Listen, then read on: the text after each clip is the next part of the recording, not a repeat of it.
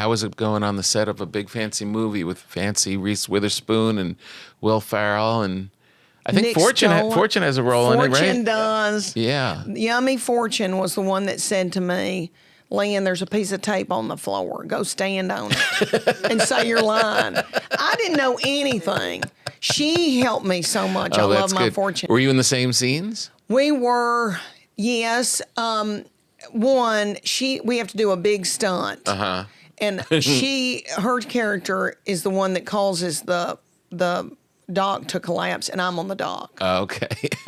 But so she was coming and going and leaving, and I was there the whole time. Right. So I would, be so tickled when she came back. Right. Because I was scared to death. But I had a ball. Yeah. I had a ball, and now I think, I wish I could go back and do it again now that I know. I was so nervous during it. Right, yeah. And I didn't know what in the world, how everything worked. But Nick Stoller was the director, who is precious. And it's just like being with one of your best friends in high school that you sit by and you don't get any work done. Yeah. All right, so we just laughed, and then Will Ferrell, would just come on set and not say a word and give some look, and we would all just bust out laughing. And then Reese, I had met her several years before COVID at a country music award after party. I didn't get to go. I was nobody. Nobody cared. And I just got invited to the party. And she was there, and we talked, and she was precious and tiny.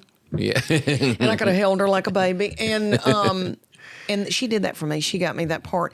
They asked me, I was on tour and exhausted, and they said, they want you to do a table read. And I go, what's a table read? And I had to call my best friend, one of my best friends from high school. I graduated with 42 people in this farming community. Yeah.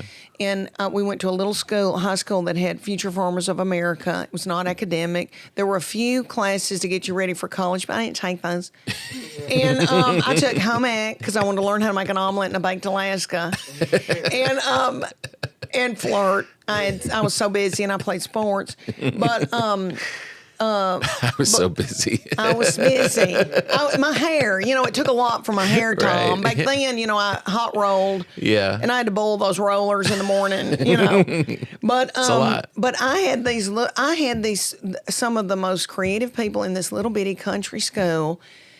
David Alford was in my class, and we had speech and drama, and I took all that and loved that. And I got one part in a play, and it didn't have a speaking part in it. I played Stupefying Jones in Little Abner, and I had to wear a bathing suit and gyrate. But I wanted that part because I thought, I'm going to Hollywood. Right.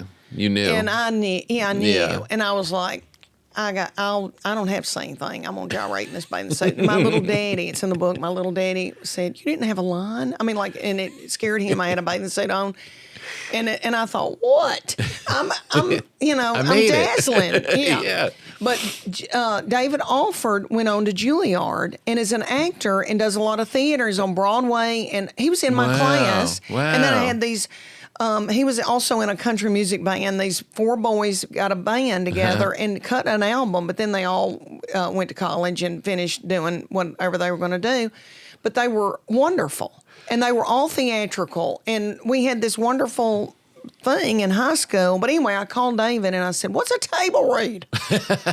And he goes, you got a table read? He went to Juilliard.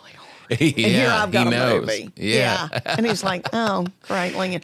But anyway. he probably thought you were rubbing it in. Yeah, and I wasn't. I didn't really know. And he goes, it sounds like they want you. Mm-hmm.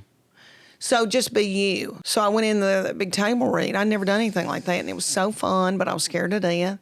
And there was some cuss words they wanted me to say, Tom. And I spelled them. You said, and I think that got me the part. I'm not kidding. Really? They wanted me to say the F word, and I said F-U-C-K. Oh, that's girl, funny. Or something. Yeah. I think I got a laugh, and I think I got it because of that. Wow. Did they let you spell it when you shot it? No, they changed it. And so that do you have a hard fast rule? I do. Right. And Nick Stoller, I did say this to Nick Stoller because I play Gwyneth, Reese Witherspoon's big sister, who is from Buckhead, Atlanta, who is wealthy and thinks she's got a lot on her, but she really doesn't. She's just got to find somebody to polish silver. Okay. So And I know people like that. Yeah.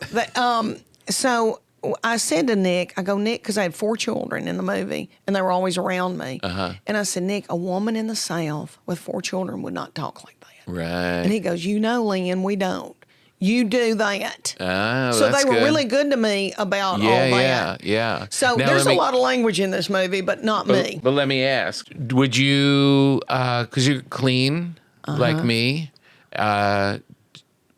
do you have a hard, fast rule that you wouldn't do it if it was playing a character that, would you not take those I guess roles? I'll never say never, but I would Prefer not to. Prefer not to. Yeah. I feel like I couldn't do it authentic. I mean, and that's acting, I know, but I don't want to. Yeah. But Jack McBrayer said to me, Leanne, there's times when it's okay.